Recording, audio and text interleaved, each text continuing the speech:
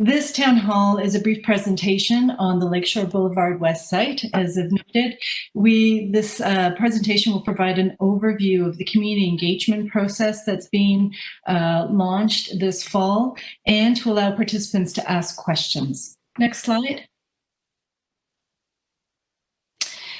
You should be, if you cannot hear anything, this slide provides some troubleshooting tips. If you are joined online, you should have audio by now. So these are different ways that you can connect.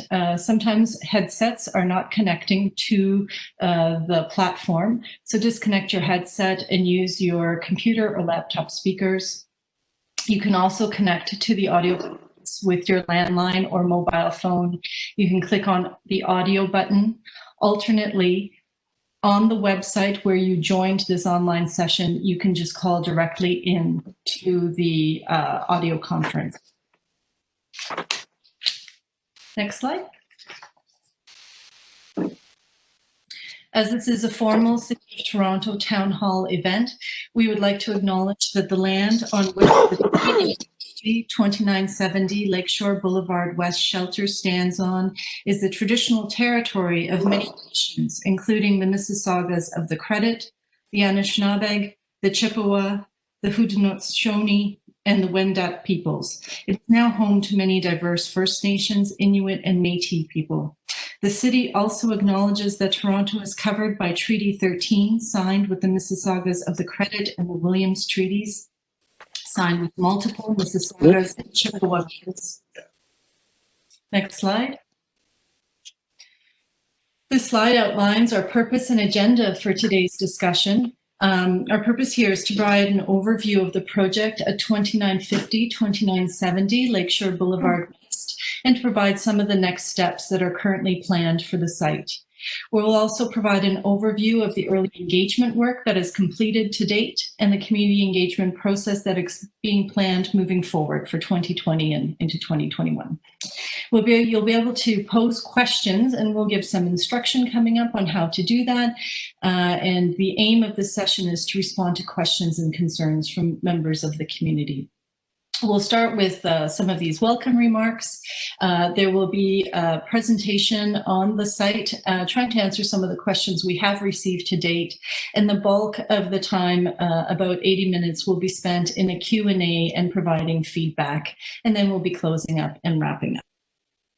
I would remind everyone that this session is being recorded. Next slide.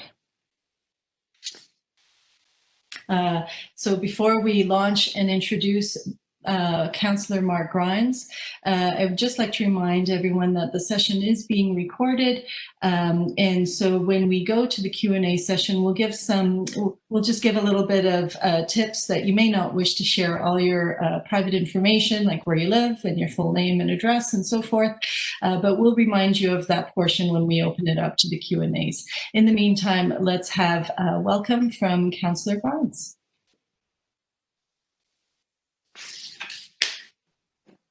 Can you hear me okay? Good evening, everyone. Welcome, and thank you for taking time to join us tonight.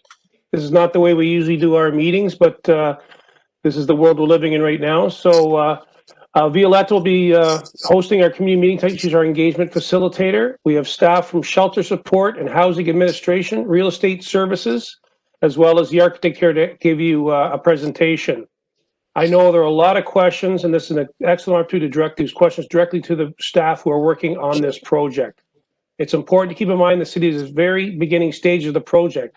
As you might know, the city normally doesn't do consultation this early in the process, but a motion I moved to council for early consultation. I want to make sure that we got involved at a very early stage as we move forward with the project. Over the last several weeks, there's been some great meetings with local stakeholders about this project, and we've heard from many different viewpoints. And as you also may be aware, I moved a motion back in July asking the city to look back putting sustainable housing, supportive housing on this site. And I'm pleased to say that a couple of these steps have been taken in that direction. Council supported my motion unanimously. And First City staff have recently confirmed that in a response to my motion, a consultant has now been hired to look at this request. And second, at last week's Economic Development Community meeting, which I vice chair, we voted to allow the city to reallocate some of the funds from the 1,000 shelter bed program to create more supportive housing opportunities. And we're hoping this is the direction we may be moving, but that's still has to go to council. This move will allow shelter staff to shift the plan for the site to bring in supportive housing. This still needs to be approved by City Council next week, but I'm urging my council colleagues to support these important steps. I will also keep you updated about what happens in this council meeting. With that being said, I'll hand it back to Violetta. We're in great hands tonight with Violetta, who will be facilitating the meeting. So thank you everybody for joining us tonight. Thank you, Violetta. Thanks, Councillor Grimes. We'll just wait for the slides to come back up. Our next slide is just on the code of conduct for participation in this meeting. As Councillor Grimes had mentioned, it's a little bit different than having a regular town hall where we can meet in person. Participation in online engagement event is not like participating in person. We want to hear from one voice at a time. In this session, we'll be able to hear from those who are connected via the phone. Those who are online will be able to pose questions using the Q&A, and we'll give instruction of how to do that when we enter our Q&A session. When you are asking a question or commenting, please be direct and frame questions to specific speakers if you are able to. Please be brief and limit yourself to one question or comment at a time. There are many people who will want to ask questions. We have over 100 connected right now.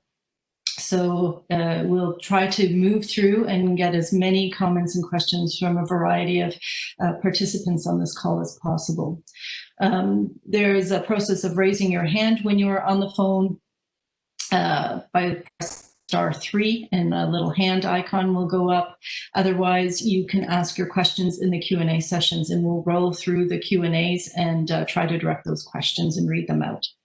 Be respectful. The City of Toronto is an inclusive and public organization. Any racist or other forms of discriminatory, prejudicial, or hateful comments and questions will not be tolerated. So when you are on the phone, please just be kind and let us have a great discussion. Next slide. Reminder once again, and we'll remind a number of times, this meeting is being recorded. This recording will be posted likely within the next 24 hours online. So it will be posted on the website for the project, and it can be viewed via YouTube. So just when you are called on to speak, I would advise that you refrain from providing a lot of personal information and just launch into your question. Okay. Next slide. This is just a slide describing Webex, which is the platform we are using for this event, and accessibility. For individuals who require an accessibility-related accommodation to participate in the information session, using adaptive technologies may work best using the telephone. Panelists will be describing content on the slides during the presentation. The city is aware of some accessibility limitations within the Webex platform and has escalated these issues to Cisco, who is the platform developer. The city is committed to swiftly addressing these accessibility concerns and are currently collaborating with Cisco to mitigate them. Future updates to Webex will work to enhance access for online engagement for participants, and the city will provide updates as they become available. Next slide. In terms of using the Webex Q&A function, which is the question and answer function, there is Q&A button at the bottom of the video window. If you select that, if you are online, you can type your question in the box in the lower right hand of your screen and click send. Only staff will be able to see your questions. The question will be directed to the relevant panelists and answered during the Q&A period. So after the formal presentation, when we have our panelists speak, I will read out the questions before the panelist responds to the questions. Next slide. And now I'd like to introduce our first panelist. Loretta Ramadan is Project Director of Infrastructure Planning and Development with the Shelter Support and Housing Administration. Loretta will provide a shelter system overview. Over to you, Loretta.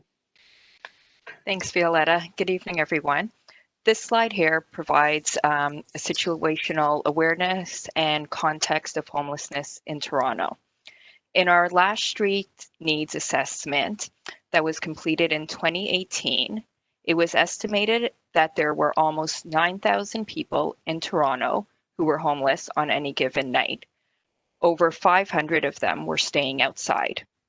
Homelessness has been on the rise since 2011, and we know that people who become homeless are staying in our shelters longer than they have in the past.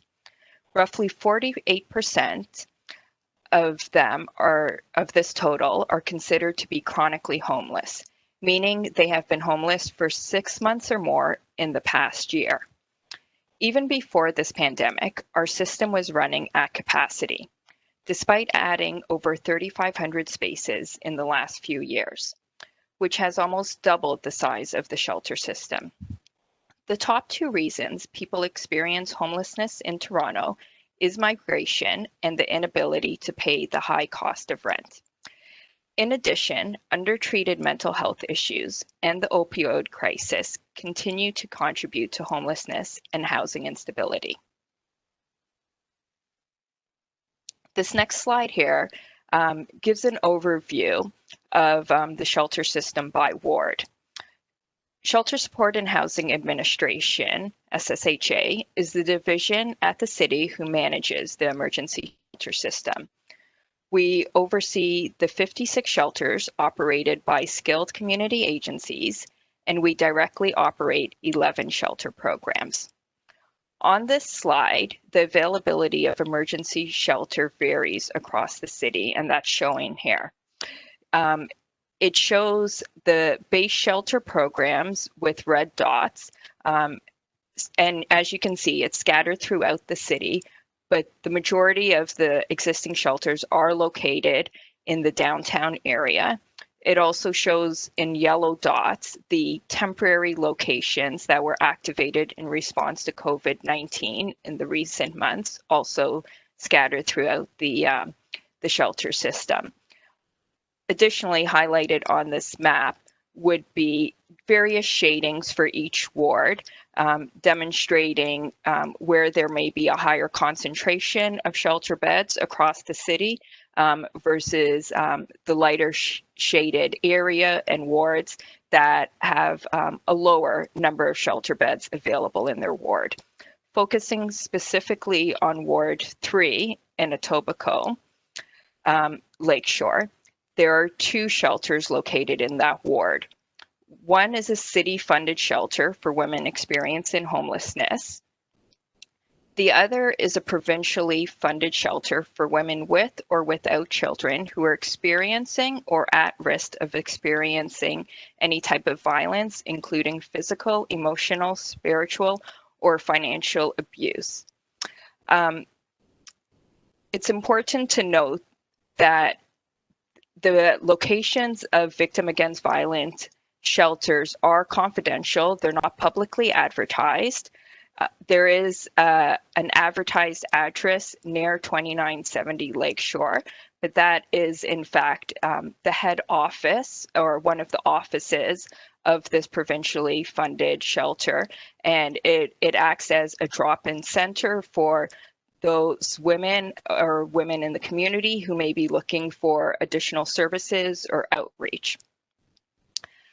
And on this map, it shows the one dot that indicates the one city-funded shelter that is currently in Ward 3. Adding another shelter will help support the city's goals of spreading out shelter services across the city. This site is near essential services such as transportation, community centers, public libraries, health services, and it is on a major road, Lake Shore Blvd. Our knowledge, expertise, and responsibility is focused on 3 outcomes.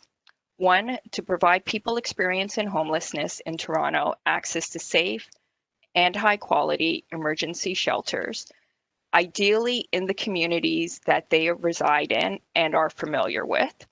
Secondly, to provide people with housing-focused supports that ensure homelessness is rare, brief, and non-reoccurring. And 3, to ensure low-income households have access to housing benefit programs that provide affordability and stability. We are not mental health or healthcare professionals.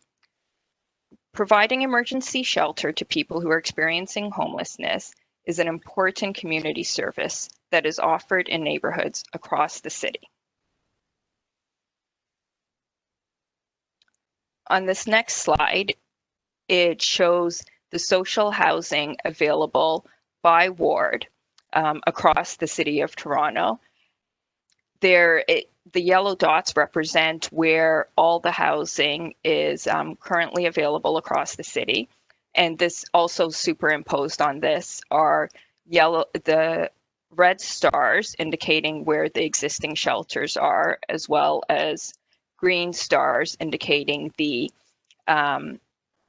temporary locations that were recently set up.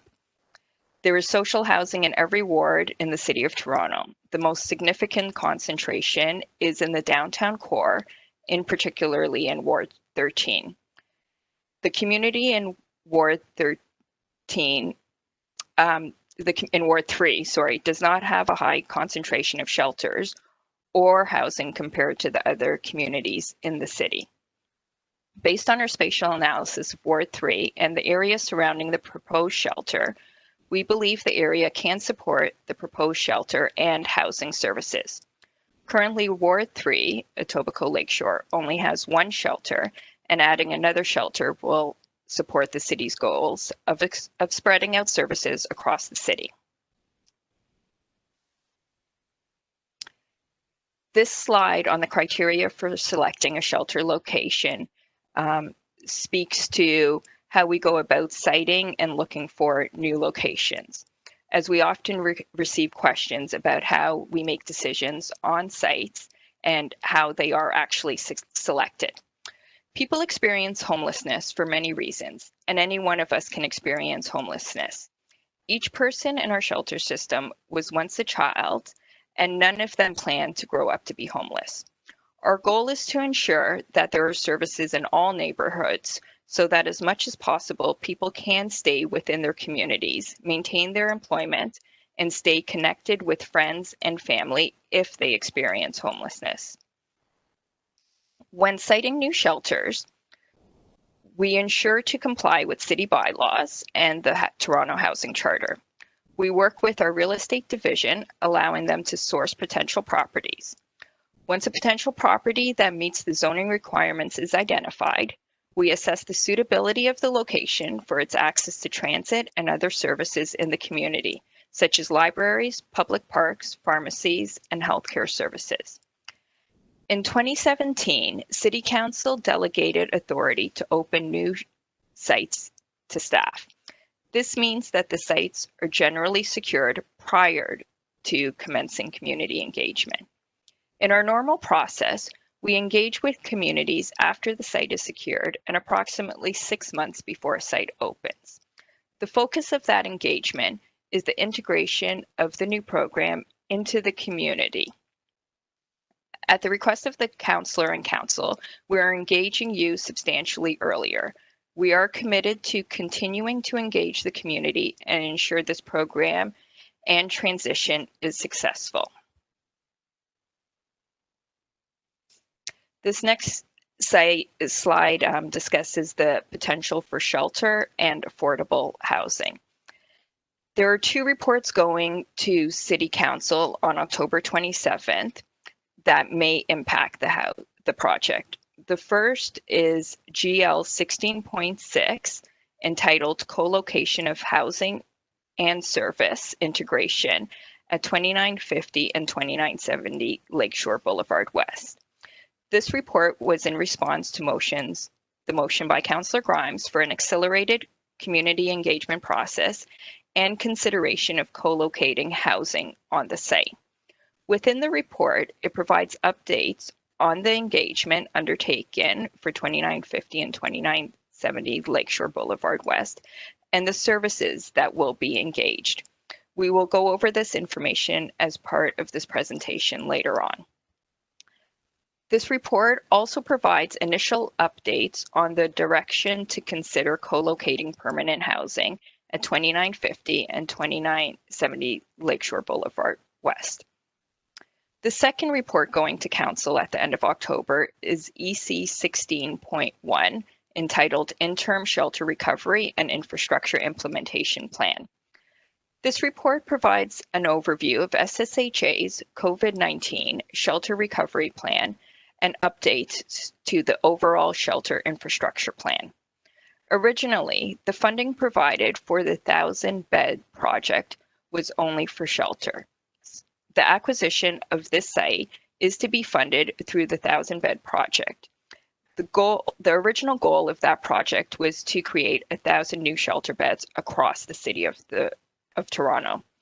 This report prioritizes developing a property acquisition strategy and shifting funding for emergency shelters to more permanent housing solutions, and the purchase of 2950 and 2970 Lakeshore Boulevard West may be included in this acquisition strategy. If co-locating housing is approved by City Council in late October, SSHA will work closely with the Housing Secretariat Division to determine the appropriate mix of services as part of this redevelopment. In advance of any approvals of this report, the City has begun preliminary investigations into the feasibility of locating permanent, affordable, or supportive housing at the site. The Lakeshore Boulevard West project is still in development, and neither a housing program or service provider has been identified. Until Council makes a decision on these reports, some information will unfortunately remain ambiguous. This next slide here, just at a high level, goes over the project timelines. At this time, we're working with an anticipated purchase of the site closing in December of 2020. The service operator and client group are still to be determined. Shelter operators are chosen based on a list of qualified operators selected through a 2018 request for proposal. In this early stage, we hope to start construction in 2021 with an anticipated opening date of 2023. But there are still several unknowns being investigated at this time. A more detailed timeline will not be available until the design phase has commenced, which will not start until an operator has been chosen. The start of the Community Liaison Committee will be based on the community engagement process that will be further developed. And at this time, I'll hand it back over to Violetta. Thanks so much, Loretta. And so I will walk through the early engagement process that has been launched at this time, and just to give some clarity about how that is different from the usual engagement process that Loretta had just referenced. Next slide. So this slide describes the usual engagement process. So the normal community engagement process that the city embarks on when a shelter site is chosen is about building a welcoming community. While the general public does not have a role in deciding where shelters are located, they do play a very important role in building that welcoming community. After the city has secured a location for a new shelter, the city usually begins the community engagement process, and that is usually in the 6 to 9 months before shelter opening. So if you are online, you can see the green arrow that describes phase 2. The goal is to support the integration of the service into the neighborhood. At this point, the city brings in third-party professionals such as myself and my colleague Maria, who are the community engagement facilitators for the Lakeshore West site in this early engagement stage. And the aim is to help tailor an engagement plan specific to the neighborhood. The purpose is engagement, again, not consultation. In 2016, a third-party review identified that new shelter sites that comply with zoning bylaws do not require approval for consultation from local communities and could be developed as of right. As of right is a legal term that means the property owner can use or develop a property without need for a public hearing process or additional municipal council votes, as the proposed use meets the shelter bylaw. The review recommended that shelter support and housing administration's engagement and planning process for emergency shelters be focused from the location of sites to how communities can help support and improve the success of the new service. This approach is consistent with a human rights-based approach to housing and related services for vulnerable residents. So in the engagement process, there's one of the first steps is for a project website to be created, a newsletter or some sort of community bulletin to be established, a public information notice informing community of the shelter site, and the organization of a community information session such as this. Once a community liaison committee is established, in this regular process, there is an open house event if it's possible, and usually in phase 3, a few weeks before the opening and ongoing, the transfer of community relations goes over to the service provider for the site. And so any community liaison committee is supported and managed through the service provider at that point. Next slide. So at the Lake Shore Blvd West site, the early engagement process was launched in July when a motion was made by Councillor Grimes that called for early community engagement for 2950-2970 Lake Shore Blvd West. This was unanimously supported by Council. This early engagement provides an opportunity to share preliminary information with community members and to engage with and hear from different community members and key stakeholders. This also allows the city to receive early ideas and suggestions to inform service planning by identifying potential service gaps, to understand opportunities to mitigate any arising issues, and to identify potential partners and opportunities to collaborate moving forward. This promotes service success both for the clients who stay there and for the surrounding community. So just to sum up some of our early engagement activities, this is, of course, a little bit different than the usual process. So after the motion was made by Councillor Grimes at City Council, project website and community newsletter was established, and community updates go out bi-weekly. They are located on the website, so you can read the previous ones. We contacted a number of key community stakeholders and community members. I will go through a brief list of some of the people we've been able to speak to. Organize a community information session, which is what we're having tonight.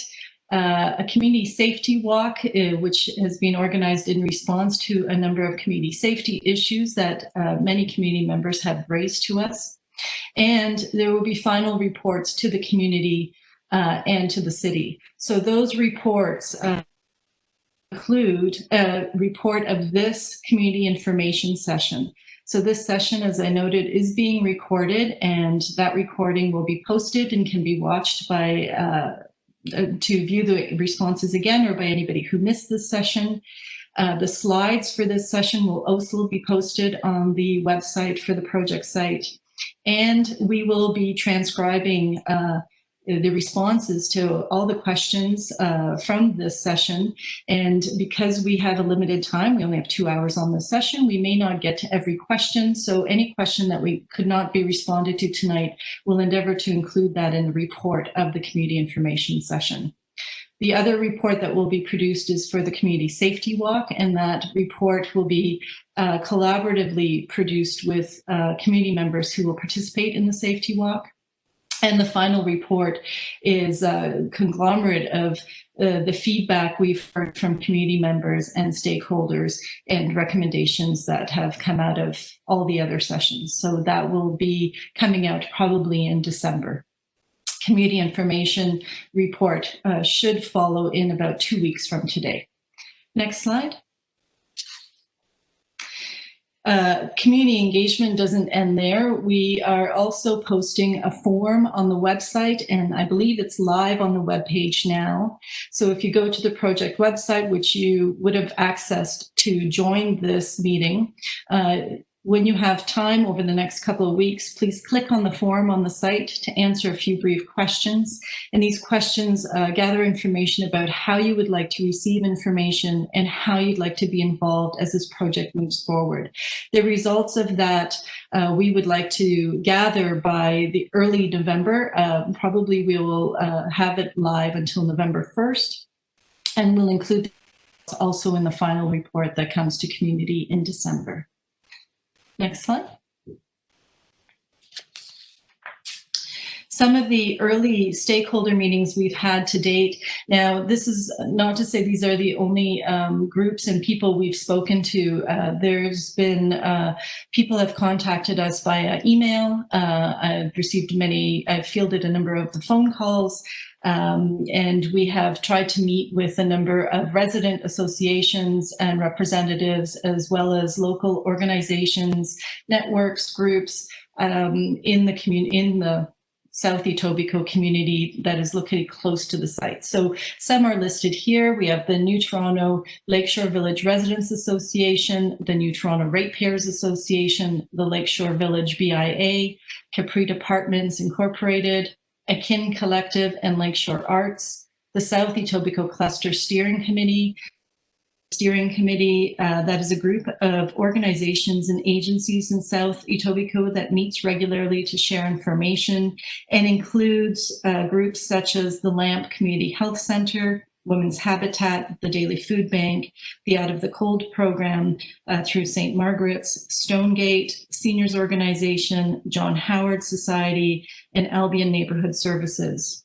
We've also met separately with LAMP because there are a variety of programs located through LAMP that impact and are closely located to the shelter site.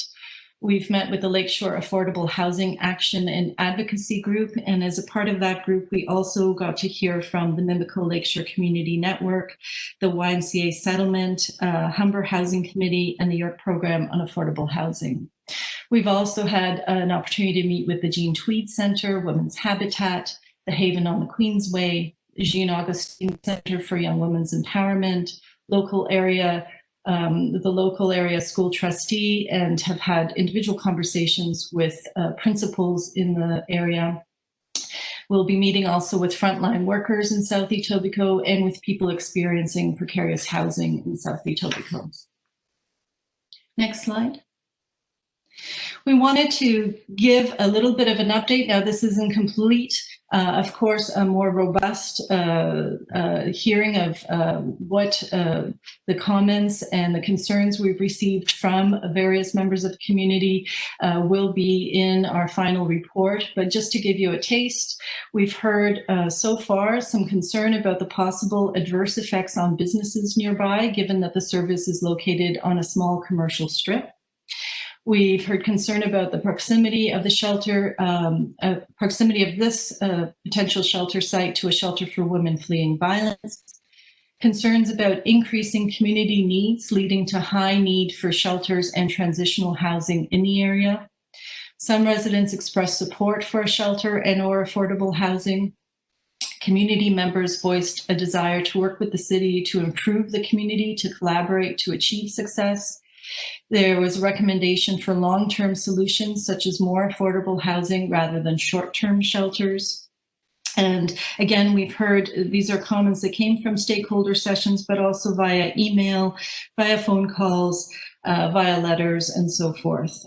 Some worry that the site is really the concern. There isn't a concern about including a shelter in the community, but that the site location perhaps is inappropriate. Next slide. Continuing with some of what we've heard so far, some of the emerging gaps and needs in the Lakeshore West community have come to light. So we heard that there are very few shelters in the area and none particularly for single men, women, families, and seniors. So people must be referred out of the area. And we've heard some very poignant stories about people traveling quite far just for temporary housing. There's an increase in precarious housing, couch surfing, increased homelessness, especially during COVID. Rents are becoming unaffordable. There's an increase in food security issues, hygiene, access to showers and toilets, shelter and supportive housing needs. The Out of the Cold program had to close due to COVID restrictions, and few interim solutions for increasing emergency housing need have been developed. The shelter should be designed with wraparound and stable services for the clientele who will be served. And there was a suggestion that there are opportunities here for a model shelter to be developed that integrates well into the community. Next slide. A little bit about the Community Safety Walk, which has been organized. The aim of the Community Safety Walk is to gather information from communities. So this is another opportunity to hear from community members regarding specific concerns. The walk is planned for October 24th. Unfortunately, due to COVID restrictions by public health that are currently in place, we had to limit participation to approximately 15 people, representing various community resident groups and organizations. There was a real intent to reach out as broadly as possible. And there are a number of groups represented, including the BIA, the New Toronto Ratepayers Association, the New Toronto Lake Shore Village Residents Association, Caprit, so a lot of residents group, the Co-op House, Women's Habitat, the school trustees, the faith community. They'll be joined by Division 22 Police and 2 independent residents, as well as the Councillor's Office. So the community walk report, after the walk, there will be a report that will be shared back with community, and that report will be filled with input from community members that were able to participate on this walk. Okay, so that's a little bit about the community engagement process for this site, this early engagement process. My colleague Maria and I wind down in December. Everything we're gathering will be shared back with community, and you can look for all of that to be posted on the website for this project. Now we'll move over to Alison Falocia, who will talk about the site transaction. Alison is the Director of Transaction Services for Corporate Real Estate and Management. Alison, over to you. Hi, thank you, Violetta.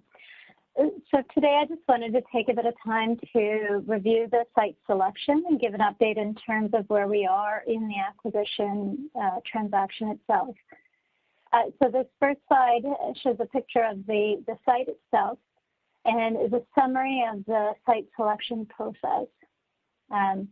Generally, as Loretta mentioned, in connection with the 1,000-bed shelter project, between 2018 and 2020, Corporate Real Estate and SSHA surveyed the entire city to look at opportunities to meet the 1,000-bed strategy. Specifically with respect to Ward 3, we looked at 49 properties, potential sites in that area. Those sites could have been lease opportunities, purchase opportunities, vacant land, and city-owned sites. And looking through that site, we,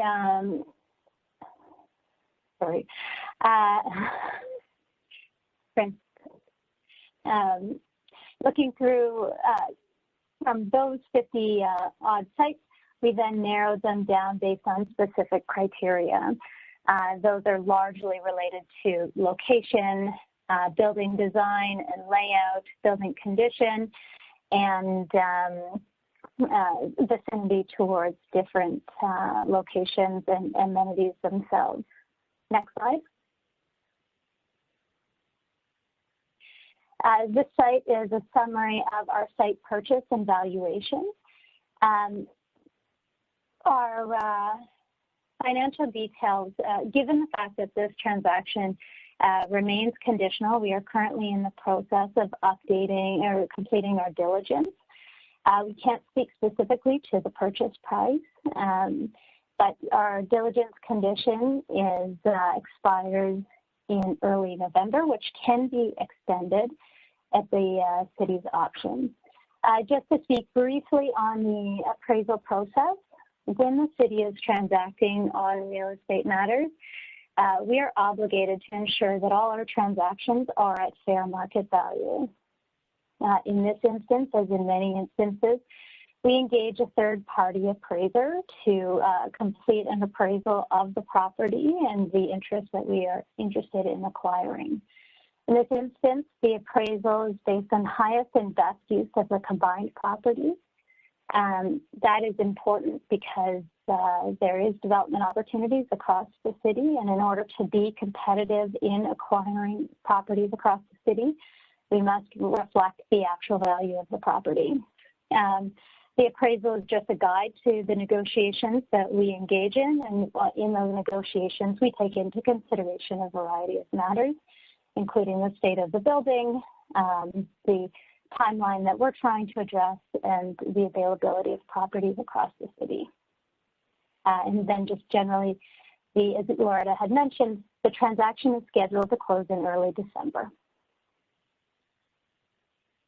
And that is all for me, so I'll pass it on to Steve Hilditch to review the site design process.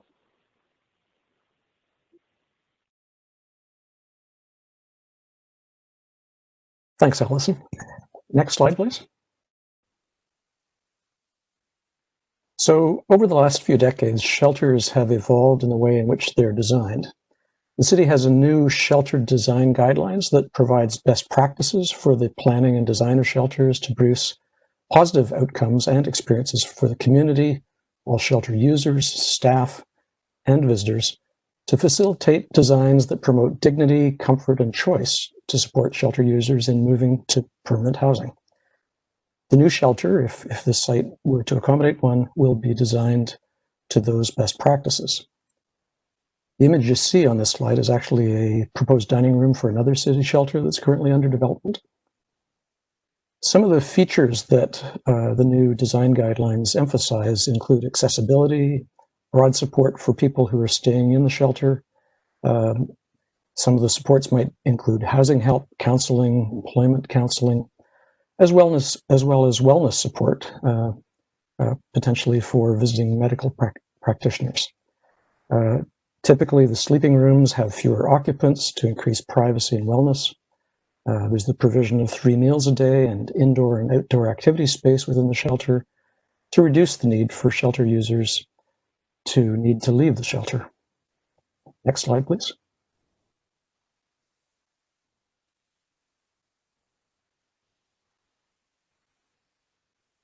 So 2970 Lake Shore Boulevard West, which is the photo you see here taken from the corner of 8th Street. Since at this point, the city has yet to decide whether to move forward with a shelter or the specifics of the shelter and client group, numbers of beds, and other operating questions. We can't really address that in this meeting. So what I'm going to tell you a little bit about are some of the more general design comments that this particular building would have.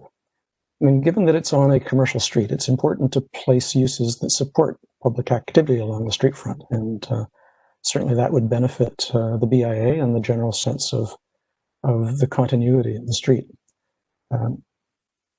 One of the difficulties is that the first floor of this building is several steps above grade, and as you probably have noticed if you walked by, there are deteriorating ramps that used to serve the bank and some of the other tenants on the ground floor. So this becomes increased challenged access. So that will be part of the design moving forward with this building to improve access and make the streetscape more supportive of people using the sidewalk. One of the likely things that will be addressed is the exterior skin of the building. Typically, these days, the city is seeking to reduce greenhouse gas emissions and provide better energy efficiency, and by addressing the skin of the building, we'll also be able to refresh its appearance as well and make something that's a kind of a better member of the community. One of the considerations in shelter design, and this is part of the shelter design guidelines, and it's also part of the way the city is reviewing any of its proposed shelter locations, is to examine how a building that might begin its life as a shelter actually can be repurposed for more permanent housing at some point during its life. Basically on the assumption that we as a city get the issues that lead to homelessness more under control, and we can transition buildings to other forms of housing. And this particular building is well suited to serve either purpose. Next slide, please.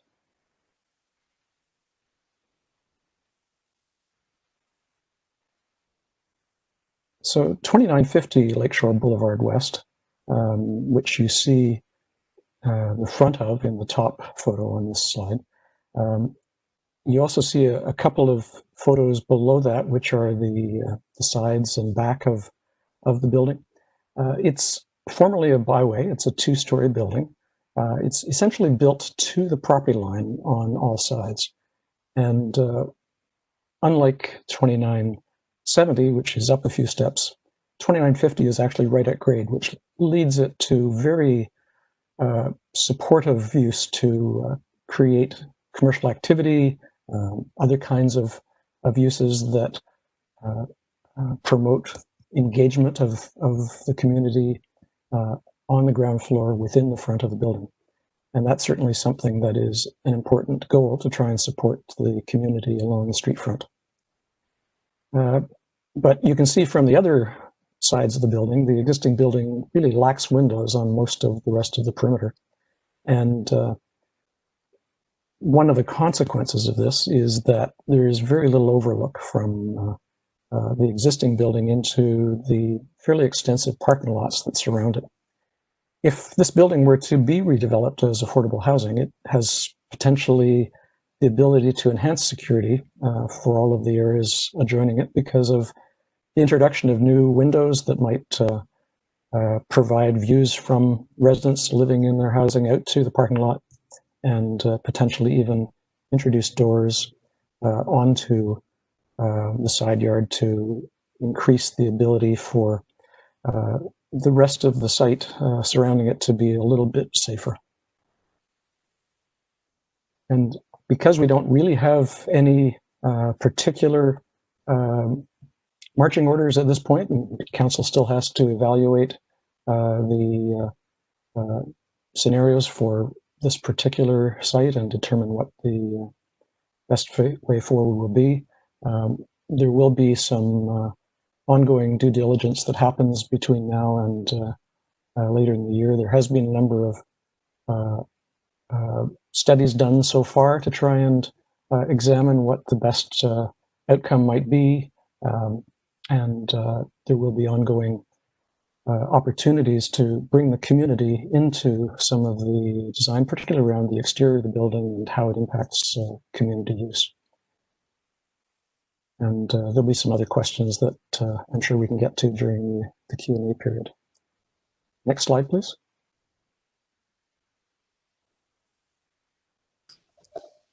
Thank you, Steve. Okay, so back over to me. And we will start the Q&A portion of this session. And next slide, please.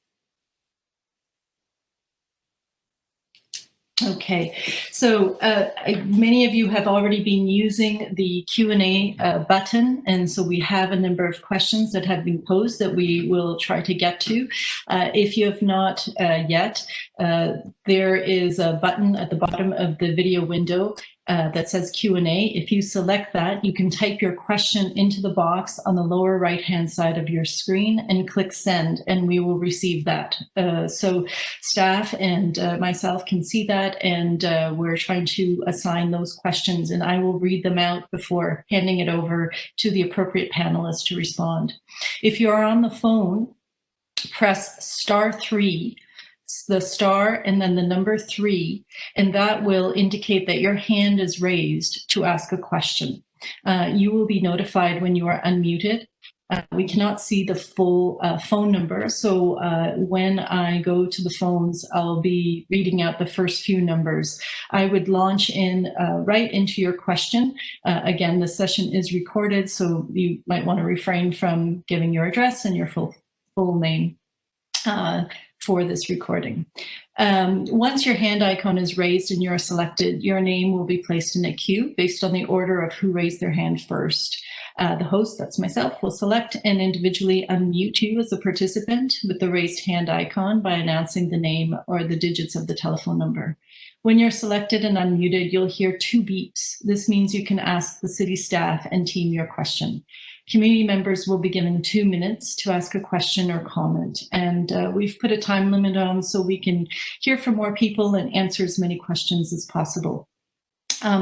It's anticipated if we cannot get to every question or we don't have the response for a question while on this session, we will definitely, the question will not be lost. We will include it in the report of this community information session and endeavor to answer it there. Before I read off and get another panelist to answer some of the questions, there were a couple of questions about the community safety walk. In terms of who the participants are, all the participants are residents or involved, as with the faith community or organizations or agencies close to the shelter site. So they're all from New Toronto or representing Ward 3, and residents are all from the surrounding area. So I hope that answers any information about the site. The walking, the map of the community safety walk, that'll be part of the report that goes out. And I just want to emphasize that this is not the last opportunity for engagement. There will likely be opportunities to organize more community safety walks, hopefully at a time where we can introduce a broader invitation to community and we're not as restricted with COVID. But as the development of this site continues, I'm pretty sure there will be more community safety walks organized to gather information and to assess what needs to be considered at that time. So I'm going to go to the top of the list and ask one of the first questions up here. Why was not the state of the building and the cost of repairs taken into consideration when choosing this building? I think, can we go over to you here, Allison?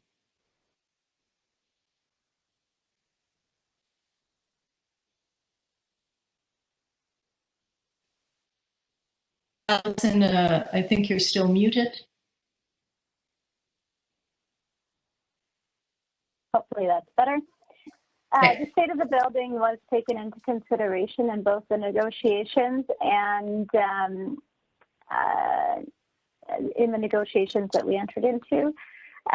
Just from a preliminary basis, though, as we had not undertaken complete diligence of the site, which is in progress at the moment. Okay, thank you, Allison. I'm going to go to flip through another question. There was a survey was done for homelessness in 2018. Are there any estimates for projected homelessness numbers post-pandemic when the vaccine is distributed and pandemic is more under control? Loretta, are you able to pick up that question? Sure. Yeah, our subsequent street needs assessment was supposed to have occurred in April of this year. It had to be postponed due to COVID-19. The temporary locations that were set up, they weren't set up to create new space. They were set up to allow existing shelter users to separate out across multiple locations for physical distancing measures. So we don't have any estimates yet on what the projected homelessness number may be at that time, but there are a number of factors that will ultimately have to be taken into consideration, such as migration when the borders open up again, for instance, that will affect the count. Okay, thank you, Loretta.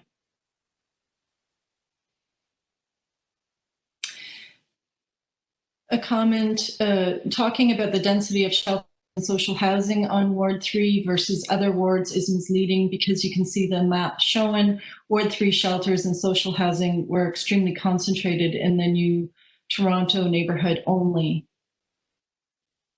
Loretta, Do you have any comment to respond or?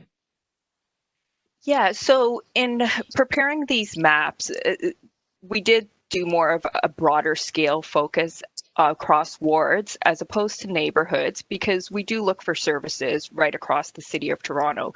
We didn't go out on our shelter search to say we specifically want to be in the New Toronto area in Ward 3.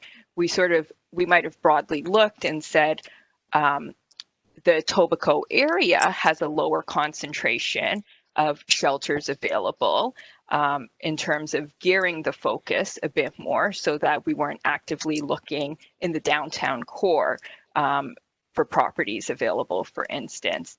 But there wasn't a specific focus that said, you know, let's look at this area specifically in terms of the New Toronto neighborhood. Right. Okay. Thanks, Loretta. There are a couple of questions that are related here. Is the plan to build new or renovate the existing buildings to suit the purpose? Is the plan to have a new building or existing structure going to be used for the shelter? I think that's somewhere between you, Steve, and possibly Allison. Maybe over to you, Allison, first. Steve may jump in, but the plan is to renovate the existing structure.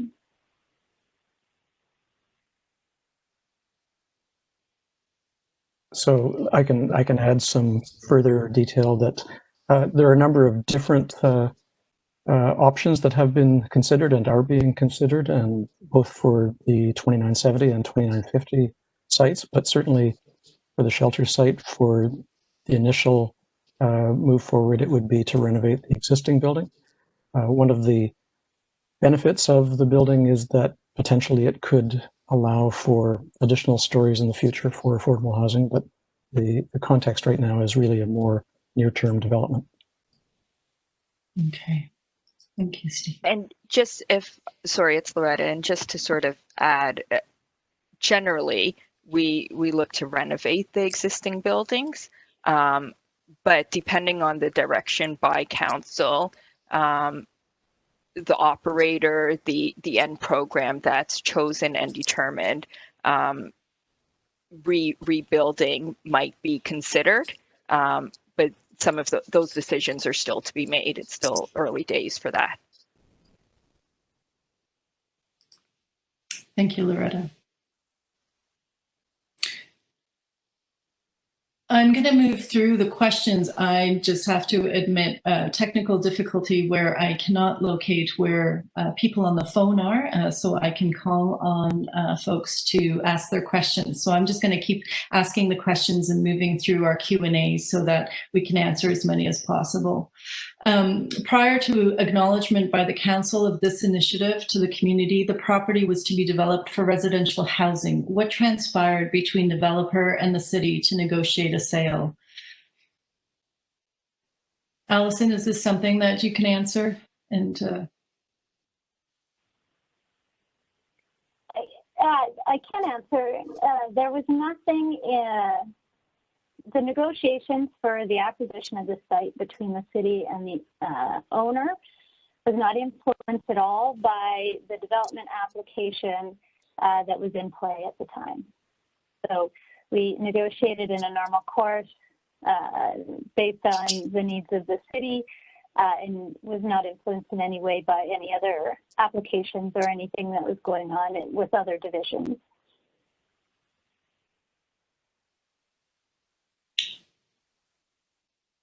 thank you. Loretta, did you want to add to that, or I thought I saw your hand go up? No. Very good. This one over to you. Ms. Ramadan notes on a bed per ward and the spatial analysis basis, Ward 3 is a target for services redistribution. That is for all of Ward 3. New Toronto itself already has 3 times the city average of social housing, so why not somewhere else in Ward 3?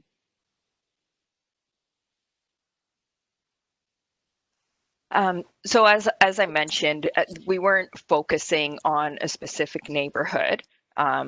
we were looking across the city of Toronto. Allison mentioned that there were about 49 properties that were investigated in Ward 3 in the last 3 years, and this has been the only property that met all required criteria, met zoning, was accessible to transit and other services. Thanks, Loretta. If closing is anticipated in December 2020, does that mean there's a chance the purchase can still be derailed or stopped? I think this has been answered, but Allison, do you want to add anything to add? We'll say the transaction remains conditional. We are continuing our diligence work and finding out greater detail on the site. Provided the diligence work is completed on a satisfactory basis, then we would proceed with completing the transaction. Great, thank you, Allison. I'm just going to move to the bottom of the list, and we can kind of move back into the middle, so we don't, just to flip it around a little bit. A question that the renovation tends to be more costly than building new. There are vacant lands available in Ward 3. Don't you feel a property of this size being used for this purpose will override any of the businesses that are already struggling?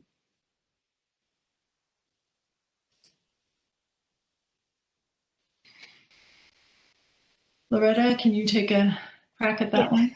Yeah, so in terms of building new versus renovating, building new can take, upwards of 5 years with site plan approval and the overall construction schedule.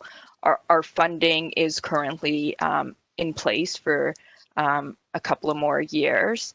And in terms of being able to provide the needed services as quickly as possible, renovating buildings is the more optimal solution, which is why we weren't looking specifically at vacant land for construction.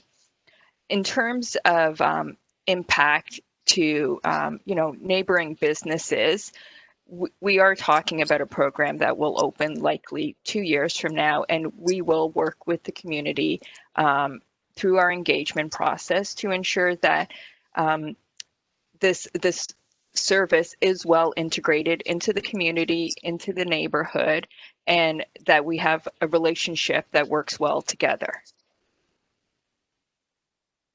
Okay, thank you.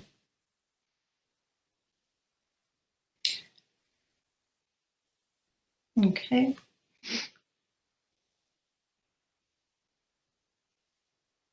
Sorry, I've lost my scrolling of where the questions were. Just picking up on that, what if it doesn't make sense to renovate? Someone says the building is pretty much a dump right now. What if it's going to cost a fortune on top of the $13.8 million to purchase? How will you proceed?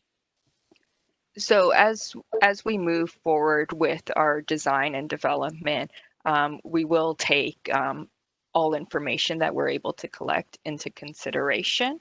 And this will also be a part of the due diligence that is still underway in terms of determining the best way forward. All right.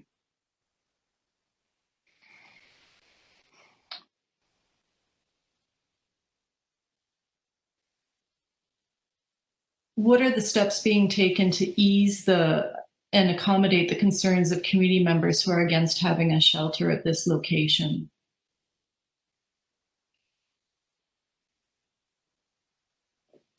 So in terms of easing the concerns, a part of that is through the engagement process that we are doing right now. There will be, there is the opportunity for individuals to email us and communicate with our facilitators to voice their concerns, their questions that we will happily take into consideration and try to address.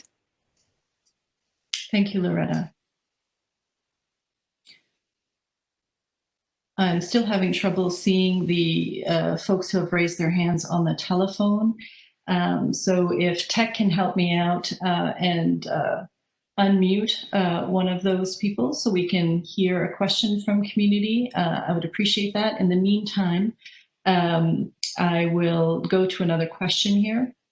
10 years ago, there was a 22 Division Police storefront in New Toronto. When I moved in, those police advised me not to walk alone after dark. Here, as it was not safe. Last month, we had 80 gunshots in the same block. What increased policing will support us? So a question about community safety going forward. Loretta, are you able to contribute to that? Sure. We're very committed to community safety, and we work in partnership with Toronto Police Services, and we will take measures to ensure that there's safe community plans, if necessary, a community safety team. We have a zero tolerance for any violent or criminal activity occurring in the shelter or out in the community. And, you know, as needed, members of the community, of course, should, you know, call 911 or non-emergency police numbers to report crimes. And if our clients are found to have acted inappropriately, aggressively, or violently, they would be discharged from the shelter. We do provide various wraparound services and programs. And with our partners, such as the community safety teams that help to clean up discarded items that residents might leave behind, we generally have great success in doing so. Thanks, Loretta. All right, I've sorted out the hands up phone feature. I have a call-in person with the first 3 digits of your number being 845. I'm going to unmute you now and you'll hear that. And I'll ask you to take no more than about 2 minutes to ask your question. You're unmuted now. We can hear you. Okay, you can hear me? My question basically is I don't understand market value regarding this property. If you're paying $13.3 million for it, and the property is worth less than around $5 million plus, how do you justify buying this building? Taking into consideration that you could use this money to offset locating other shelters for this kind of money that you're paying for this one at 13.3. Thank you. If you could press *3, that'll put your hand down so I won't call on you again. And I'm going to mute now. Allison, it sounds like a real estate question. It does. Thanks for the question. I can't comment on the purchase price that was negotiated because the transaction remains conditional. I won't comment on that. But I will reiterate in saying that the price that was negotiated is supported by a third-party appraisal. There's been a variety of different comments that we've seen in terms of what the value of the property is. Those are coming from a variety of different sources that are based on different inputs. But I will say that the price that we ended up is supported by third-party appraisal and is reflective of market value. Thanks, Allison. I'm just there's another question here in the Q&As, and then I'll go back to the phones. Can anyone speak a little bit more about how the shelter housing might interact in a productive way with the existing commercial street? Are there possibilities in affordable cafe, of an artist space, and so on? Perhaps, Steve, I don't know if you'd like to jump on that first, and then Loretta, if you have anything to add. Certainly, it's something that I think is one of the most productive kinds of discussions to have in the upcoming engagement process to find out what community members would like to see. I think on the ground floor, particularly in 2950, it's very well suited to trying to provide some sort of support, be it some form of community-oriented space, whether it's commercial or or non-commercial, but it's certainly something that I think is worthy of engaging in the upcoming process to try and get what the community thinks works best. And Violetta, Councillor Grimes here. Lake Shore Arts has already expressed interest in reaching out and getting involved in the early stages of the shelter. So they're an arts organization the Lake Shore is very familiar with. So they've already reached out and they'd like to get engaged in that process at very early stages. So that's good news. Thanks, Councillor Grimes. Loretta? Yeah, and just to add to it, as part of the design of all of our new shelters, we aim to create a community space that would be available for different types of programming that's available to the community, not just residents of the shelter as well. So there's definitely a lot of opportunity for integrating other street front uses. Okay, thanks, Loretta. I'm going to go back to questions on the phone. I have a user with the first three numbers, 890. I'm going to unmute you.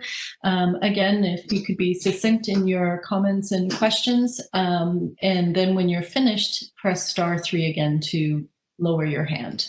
So I'm unmuting you now. Go ahead. Hi. I'm not that articulate with my question, but it's geared towards Steve, I think, because I want to know more on this line about community design and planning, not design interior to the properties, but rather what he means when he says things like supporting public activity. I'm coming from the position of being a long-time Lakeshore resident and a long time. And we have a 9-block area with sidewalk and storefront on one street that supports everything we do in this tiny, tiny community. It's very small. There are very few businesses. The businesses are sensitive. And I'm just wondering, how does urban design or urban planning kind of cooperate with this type of project? Not just zoning, but rather on a little border street like ours, how would a massive undertaking like this integrate? So, I mean, I think it comes down to how will the building affect the everyday lives of people living in the community and making use of the sidewalk along Lake Shore Boulevard and basically doing their everyday business. And I think one of the keys to that is having space that does respond to the needs of community. I mean, I think the councillor mentioned an arts group that may have an interest. I'm sure there are a lot of people with interesting ideas about what this particular area of the city would benefit from having. And so whether it be commercial or perhaps it's some form of support like an art space or some other kind of use, I think those are the kinds of things that can enhance the life on Lakeshore. And I think, as Loretta mentioned, it's really important to have community space within shelters. And it's something that the city is trying to do. And I think it's something that, if done right, can actually enliven. I mean, that particular section of the block right now has very little in the way of vibrancy because the tenants are gone from 2970. There's no real activity at the street, and being able to bring something back, I think, would generally benefit. Thank you, Steve. I have a question in the Q&As. What is the minimum number of shelter beds in conjunction with affordable housing that's feasible at 2950 and 2970 Lakeshore? And how much will SSHA be involved if the site is a mix of affordable housing and shelter? Loretta? Yeah, so as part of the design of new shelters, going forward. Our goal is to ensure that they are smaller in size. So the aim is generally less than 100. The more recent ones created have been around 80 beds or so. Bearing in mind, like a family shelter might be 80 families, not necessarily 80 beds, but when we're speaking about singles, it's usually 80 single beds we'd be looking at. In terms of how that might look with the integration with the housing, again, we'd have to wait for that direction from council to see what we can do, choose an operator, and determine what the best mix would be. We do work in SSHA, work very closely with the Housing Secretariat Division. So we would work with them to determine the best way to create a mix between the number of housing units that might be a mix of bachelors, 1 bedrooms, 2 bedrooms, depending on what is really suited in terms of the given space and other site constraints that are there. Thanks, Loretta. Another Q&A comment here. As a longtime resident, I've watched many storefronts come and go between 1st and 13th because the Lakeshore isn't changing and they can't make enough money. We're the early stakeholders, some of those past business owners, because they know the issues. I would jump in quickly here to say that we did meet with the Business Association of the Lakeshore area. So we did hear concern about the impact on businesses and just that this is a small commercial area, and some of those issues have been raised already on this call. But we have spoken to business representatives. Yes, Loretta, did you want to add anything or? No.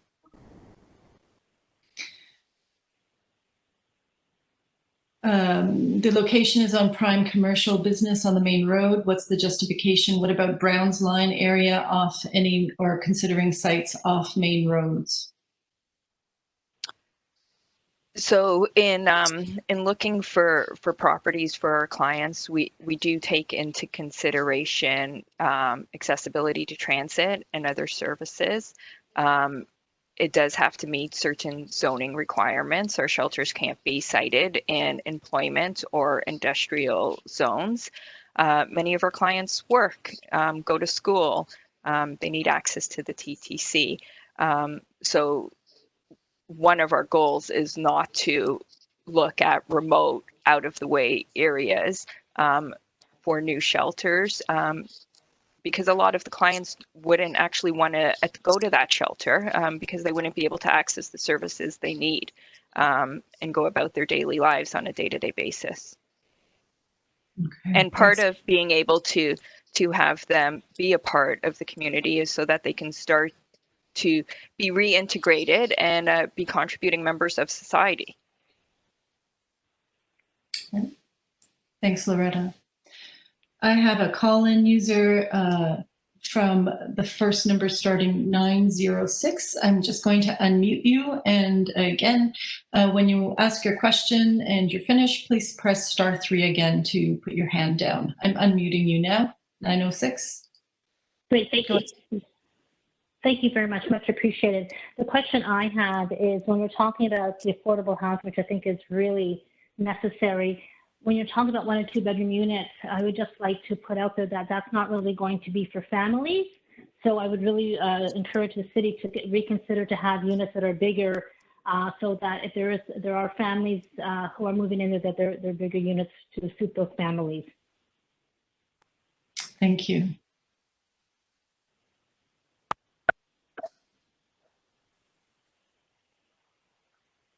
Loretta, any comments on that? Yeah, we will definitely take the feedback into consideration.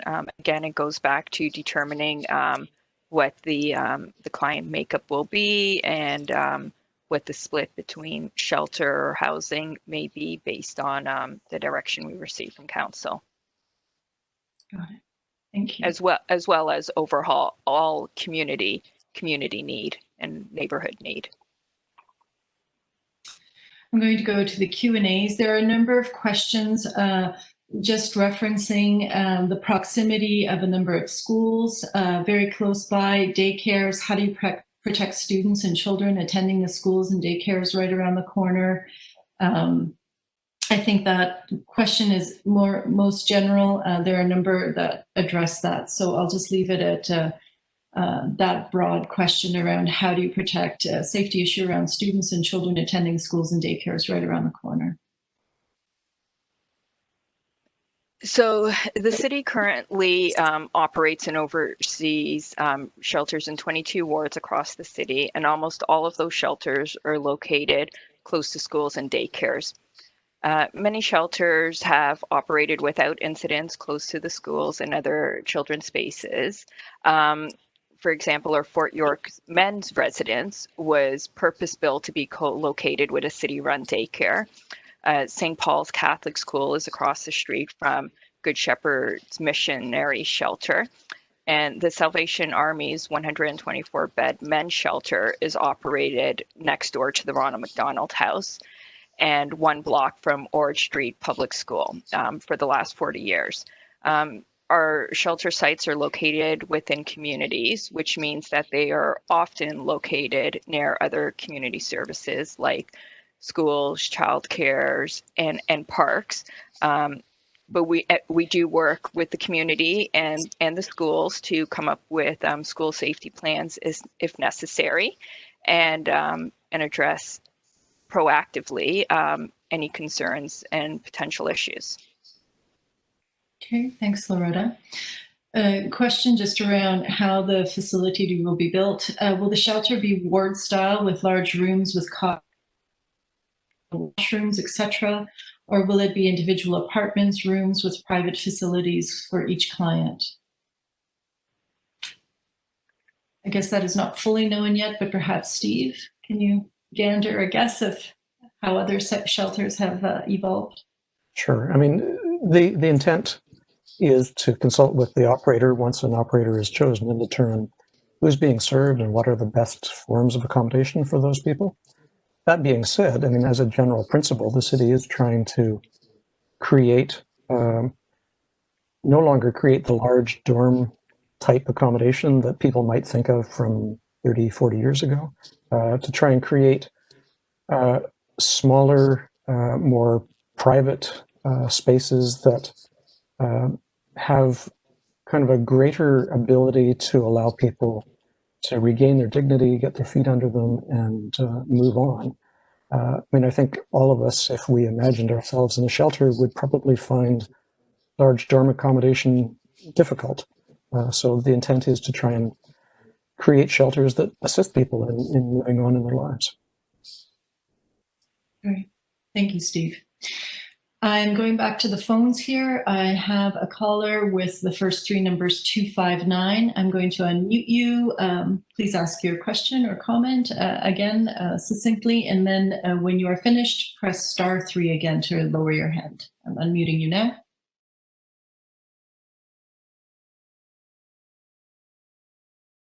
I've lived here for 75 years.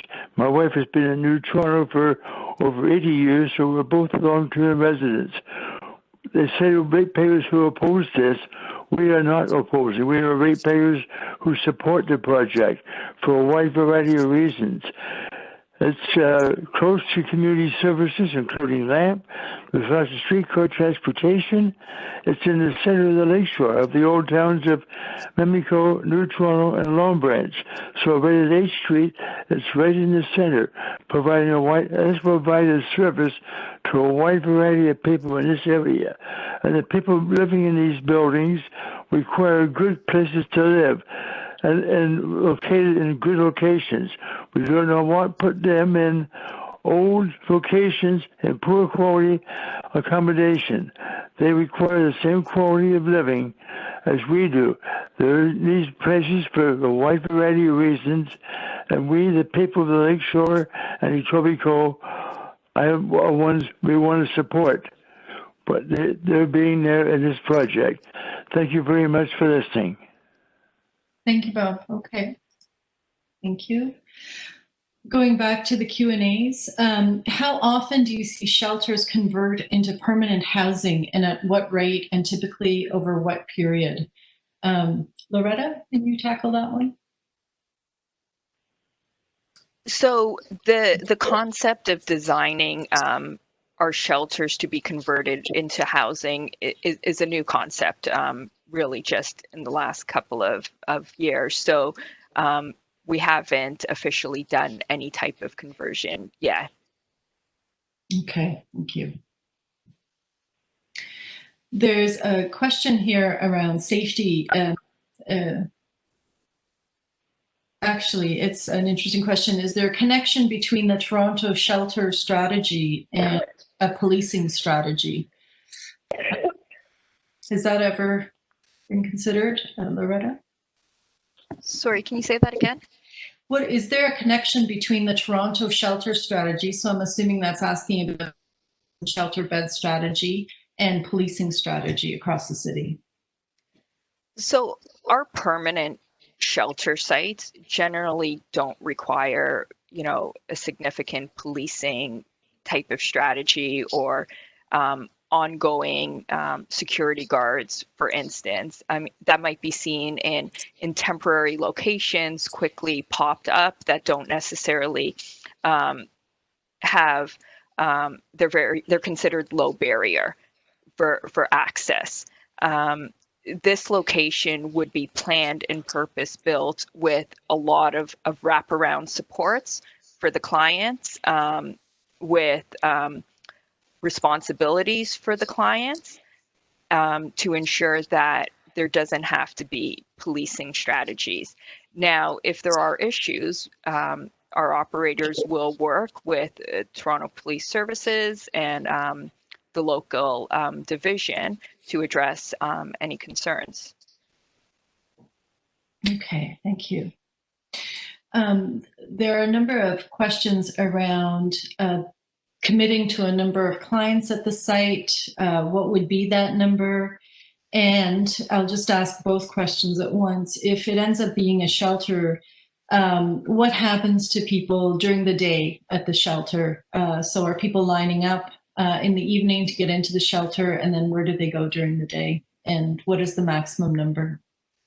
So generally speaking, our shelters are set up so that the clients can remain on site during the day. There are, some existing programs where the clients are asked to leave during the day, but that is not a design of the new shelters we create. So they wouldn't be asked to leave and line back up for the evening to be readmitted. If somebody showed up seeking shelter, they would absolutely be serviced. If not at that building, they would be referred to another shelter that they could be accommodated for at.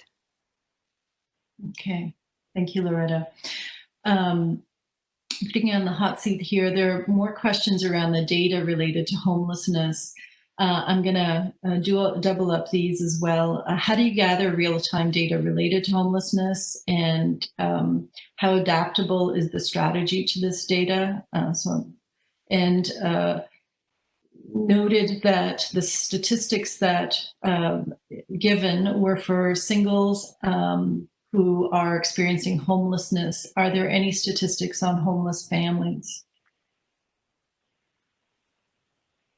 I do believe we do collect some of those statistics. The statistics given weren't just specific to single people.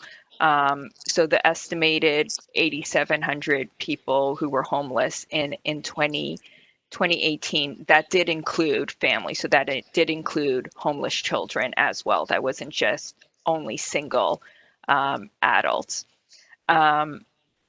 We do track clients that are admitted into the shelter system.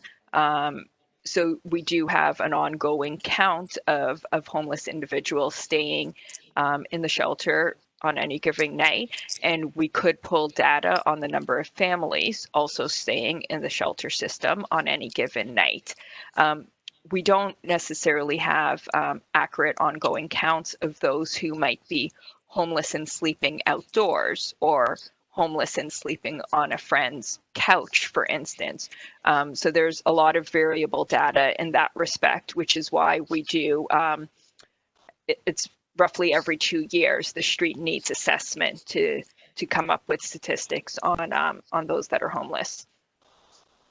All right, thank you, Loretta. There are a few questions around potential community partners and stakeholders and whether we've met with Humber College. We've met with Humber College in regard to, as part of meeting with the Lake Shore Affordable Housing Advocates. I would just say that if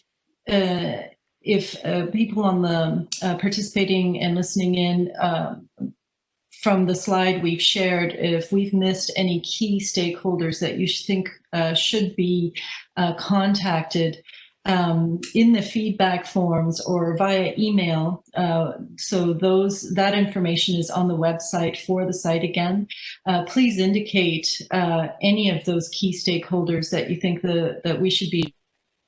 We may not be able to be in touch at this time in this fall as we're wrapping up our stakeholder engagement, but there is the full process that will continue once the site the closing of the site is purchased. So there will be an opportunity to meet with those stakeholders moving forward, and we'd like to make note of that. So I'd just like to answer that. While I'm going to the phones, there's a question from a caller with the first three numbers 425. I'm going to unmute you. If you could go ahead and ask your question. You're unmuted. Hi there. Quick thing. The city is spending gazillions of dollars right now taking Regent Park and modernizing it to make it more livable for people that need shelters and need housing. The map that you created for this area does not include any of the affordable housing at Lake Shore and 12th, 13th, and the entire area between 8th and 12th north of the Lake Shore. So are we creating more of an issue here for the people that need the housing when we should be perhaps putting this shelter system in the current area rather than adding to the problem? Thank you. If you could press *3 to lower your hand so I don't call on you again. Loretta, over to you. Is that something you can tackle? Yeah, so if I understood the question correctly, it was reflecting that the map wasn't showing all of the housing in the city.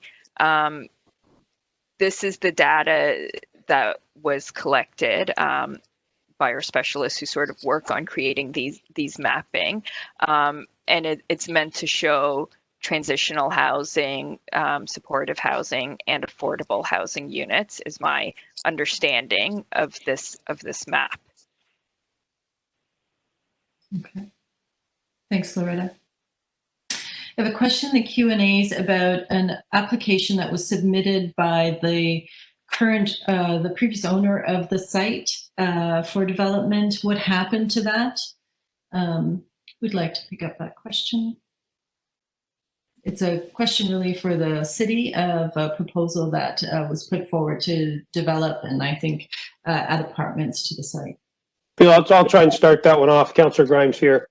Yeah, so the applicant came in for an 8-story building. We had a community meeting. Was in my mind, pretty well received. They're going through the planning process.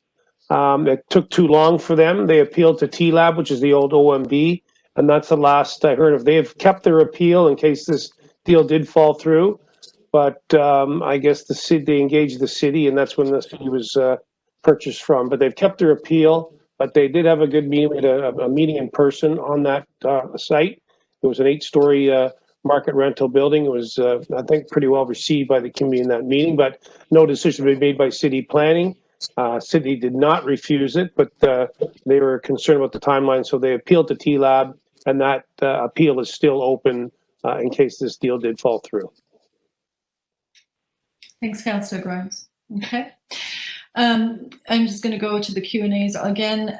Will the city investigate other areas that may be more appropriate and not so negatively, negatively affect the safety, security, and livelihood of our tiny community? So is there any opportunity to find another location.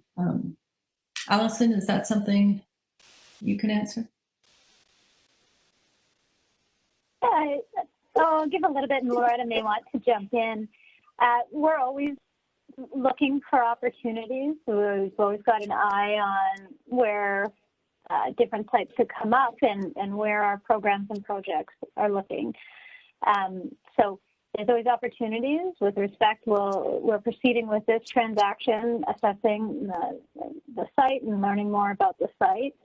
And depending on where that results, we'll have to assess next steps after that. Okay. Yeah, and just to add, we're always open to looking at and exploring potential properties that may be available for sale or lease. I know in the Q&A there continues to be more comments and questions surrounding the Browns line.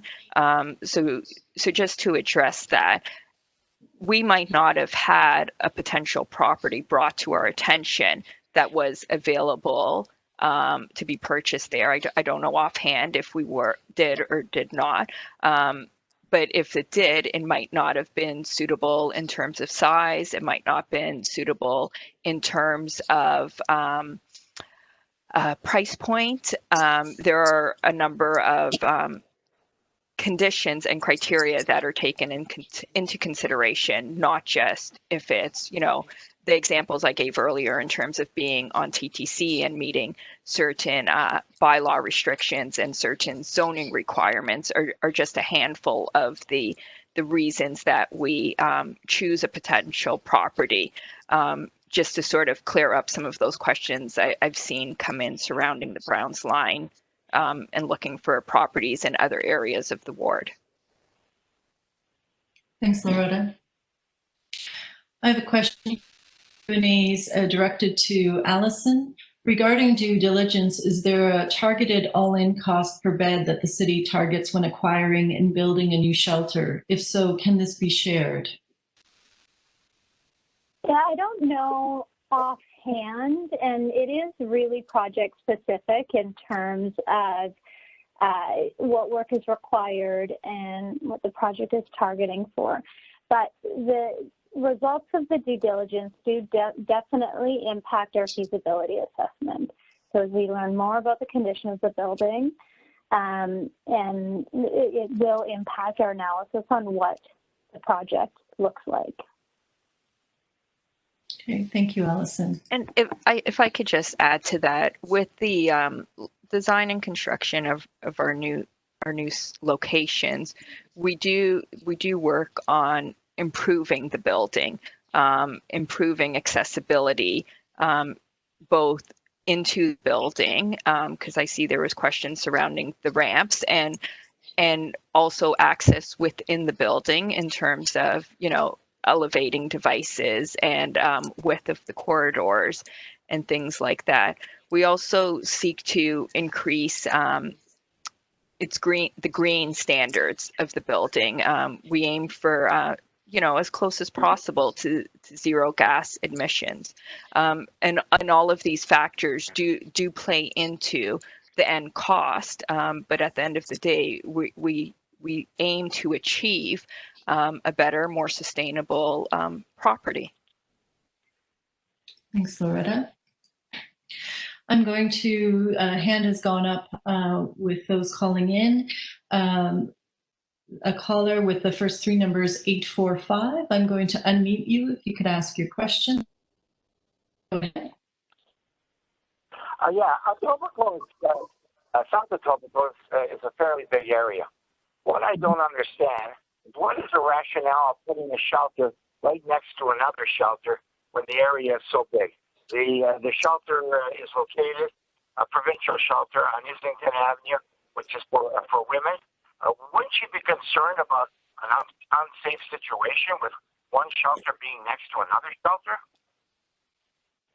Okay, thank you. So star 3 when your question's being answered.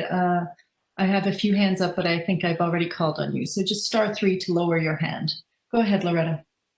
Yeah, so just to, as mentioned earlier, that location you're referencing is actually a shelter's head office, the provincially run shelter's head office space, and it's also a resource center for individuals, either their clients or those in the community who are seeking resources, additional supports, counseling, things like that. It is not an actual shelter that is at that location. I hope that answers that question. Thanks, Loretta. I have a question here. It's a question around whether this will be a mixed shelter or only for men. I think we've answered that that is not known yet. My concern is that I moved to a building next door to the proposed shelter, and my building is already problematic with drugs and crime. The shelter could potentially bring more problems to the area. So a question, I guess, about how to mitigate community safety. Loretta? Yeah, I guess just to reiterate, we do have a community safety plan already underway. We have that walkabout planned in the coming weeks to identify areas of concern. We'll identify external design features, and once the site is operational, security and safety teams can be utilized to minimize and mitigate concerns. We'll look at design features for the building in terms of lighting, security cameras, things like that. Thank you, Loretta. I'd also add that operations from Capri Apartments are joining the community safety walk, and in our conversation with them, they welcome collaborating and partnering perhaps on some of the areas that adjoin toward the back, on making sure and adding lights and sort of sorting that out together so that the safety of their residents are well considered. So that is a recommendation going forward.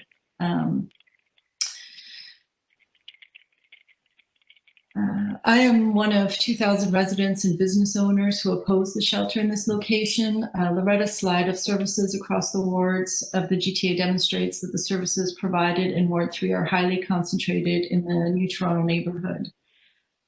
So that's a comment about site concentration. I think it's been addressed.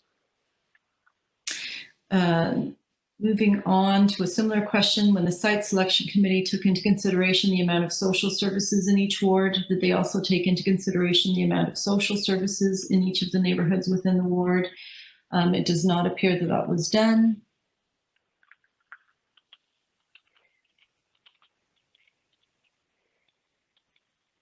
A question directed at Steve. My question is why that location? It's right on the best strip. I own a property and I don't see the logic in dumping a crisis on a community, creating all new problems. I will probably want to defer this to someone else, either Allison or Loretta. I mean, we don't actually get involved in the site selection.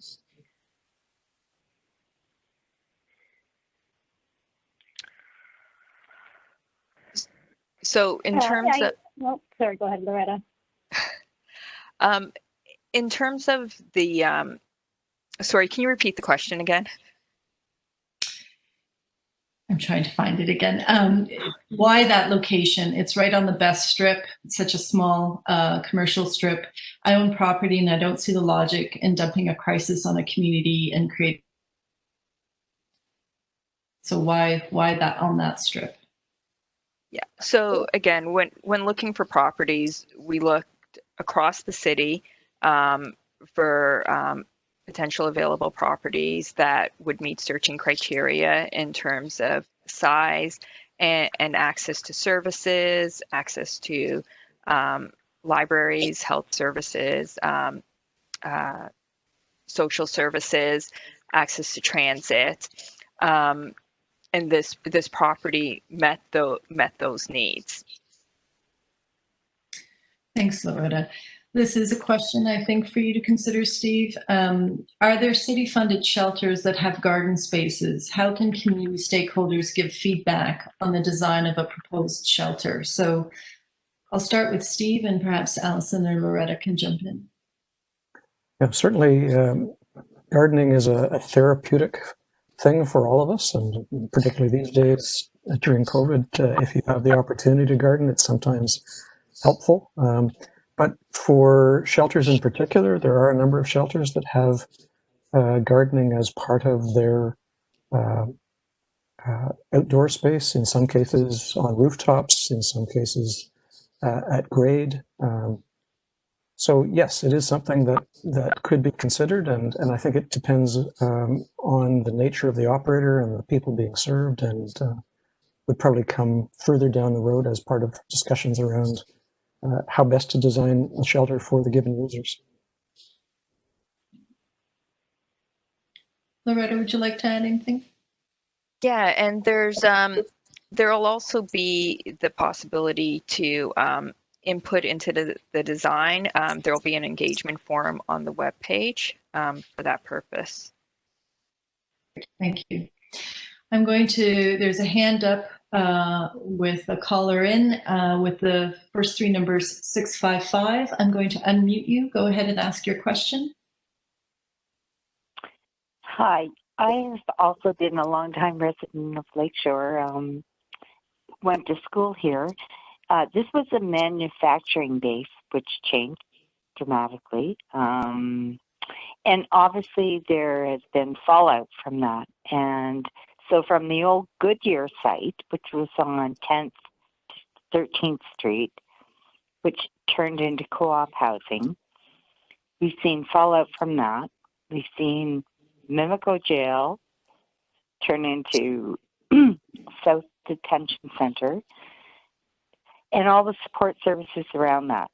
And we've seen LAMP last year or the past couple of years having tents on their grounds on 5th Street with residents and children and doing drugs outside of 5th Street. So I can't see how putting a shelter in on Lakeshore and affecting all the businesses that are already suffering. I just can't see it. And you've got a liquor store on 2nd Street, which if you've got an addiction kind of clientele that can't afford because of other issues, it's not just not being able to afford housing. There's addiction issues. We see it along Lakeshore all the time because people can't work. They lost their jobs. So has any of that been identified? Okay, thank you.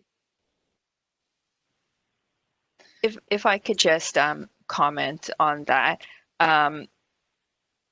I think what you're basically indicating is that there is a need for a shelter in this community to address those who might be living in tents on your streets, those who might need access to service. There are many who don't want to go downtown to access a shelter. They want to be able to stay in their community that they grew up in and are familiar with. And by adding the service, it provides a safe space for them to go during the day so that they don't have to be setting up tents. Okay, thanks, Loretta. Just going to the Q&As, I don't see any further hands up. The answer was not clear as to what happened to the original rental development proposal for this site. Can you please be more specific? Did the city reject it? If so, why? I know Councillor Grimes, you tackled it a little bit. Is this something, Allison? I can just go back there. The city did not reject it.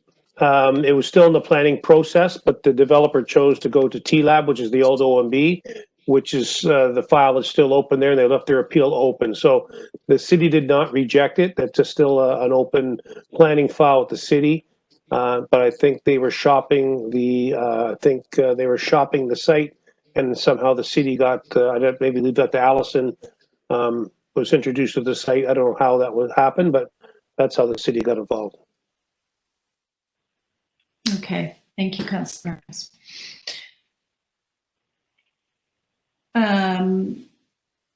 Steve, have you already been identified as the architect for this site? We have been, we're part of a team of people who are working for the city around shelters. We've been involved in some of the early due diligence, but at this point, no, there hasn't been any kind of final determination. I think our hope is that we would be the architect, but time will tell. Thanks, Steve. There's a question here. In Wuhan, China, a hospital was built in 2 weeks. Please further explain the timelines and limitations in building on vacant land in Ward 3. Allison, is that something you can? Yeah, I can jump in. There's a variety of limitations in terms of building on vacant land. We work as quickly as we can. I think we've seen the city achieve great success in moving very quickly over the past 7 months during this emergency period, where we have done a lot in terms of finding new and innovative ways to expand shelter services and our affordable housing services. The modular housing initiative is a really great example of that. Critical time limitations from a building perspective would be addressing any environmental considerations, addressing any zoning limitations. Those just inherently take a long time. And then the building project itself. So while we may not be as fast as we've seen across the world, but we do think that we've made some really big steps in the past 7 months about how fast we've been able to bring new housing online. Thank you, Allison. Allison, I'm going to stick with you. There's a question that through the Freedom of Information Act, it has been discovered that the city is proposing to purchase the property for $13 million, $13.8 million. I won't go through all the numbers. This does not include the monies that would be required for renovation. How can the city justify paying 2 to 3 times fair market value for this property? Thanks. And I recognize it's frustrating to hear me repeat answers over and over again, but I do want to reiterate the fact that the transaction is still conditional, and I've got no ability at all to disclose the purchase price at this time, but I do want to reiterate the fact that all of our transactions need to be at market value. That is we're obligated to do that, and this one is supported by a third-party appraisal. I will also not comment on the information that has been passed around in terms of what the actual market value of the property is. I will note that there are different influences and different numbers out and about right now, but we do feel very confident that the purchase price that we have negotiated is at market value. Thanks, Allison. We're winding down to 8:54. I'm just going to go to the phones again. I'm going to unmute. We'll see how this answer goes. We might have time for 2 more. I'm unmuting. The first 3 numbers are 890. Go ahead, ask your question. You're unmuted. Go ahead. Hello, hi. This is a follow-up with the question I had previously for Steve in terms of urban design and consideration of the area. I don't know if somebody else could answer it because I was not given anything satisfying in terms of going outside the property. Like, I want to know who considers the surrounding area. Like, where this community engagement could occur, where this gardening could occur when there's a very tiny space physically for the proposed site. How is city planning involved in this, or is it at all? Okay, thank you. You can press *3 to put your hand down. So city planning around. Loretta? Yeah, so there are a number of, I think you might be asking more about streetscape, and maybe I'll take that spin on your question. So there would be exterior work to the building that would be completed to allow it to blend in more with the community and neighboring properties. There would be opportunity for exterior wall art just to liven up the space a bit more. In terms of the way we could integrate community uses is at the street level, we can design for and sort of carve out an area or section of the building that would be available to some form of a community use. There was mention of a local artist who is looking for space. So we can look at and explore ways in which we can add to the community and liven up the space that way. Hope that answers your question. Thanks, Loretta. One more on the phone. Kamalesh, I see your hand up, but I do not see a way to unmute you. So I'm going to go on to another caller with the number 251. Go ahead and ask your question. Hi. Yeah, my question has to do with the to-be-determined service provider or operators. Can you explain how a provider or operators are sourced, and are they publicly or privately engaged? And I ask this really in the context of the COVID provincial fallout regarding the lack of inspection of long-term care homes for safety and for residents and staff. How will things be working if it goes through? Okay, thank you. Loretta? So in 2018, we put out a request for proposal for operators to service the shelters we had intended to open. So in terms of choosing an operator, it would be selected from this pre-qualified list of operators that had submitted. We do have a number of operators that run many of our shelters across the city, and they're expected to maintain a certain level of standard. We do have a quality assurance team that inspects the locations for continuity of service to ensure they're meeting their obligations as a provider, so that we don't run into some of those issues that have been seen in the long-term care homes, for example. Okay, thank you, Loretta. Just before we sign off, just one last question from the Q&As, and this will tie it up. It is, again, about community safety. The Midtown Shelter, Roehampton Hotel, has created such disruption in that neighborhood, petty crime, drug use, more safety issues. What would be done here to prevent and avoid the same situation? Sorry, I think it puts you on the hot spot again, Loretta. No, that's fine. I think we did speak a bit about safety already, but with the Midtown site, so each neighborhood has its own unique qualities and needs and traits, and each site almost needs its own customized plan to ensure its success. Due to the pandemic and the urgent need to create physical distancing in the shelter system to help stop the spread of COVID-19, the city, under the guidance of the Ontario Ministry of Health and Toronto Public Health, we worked very rapidly in a short span of a few months to open over 30 physical distancing sites across the city.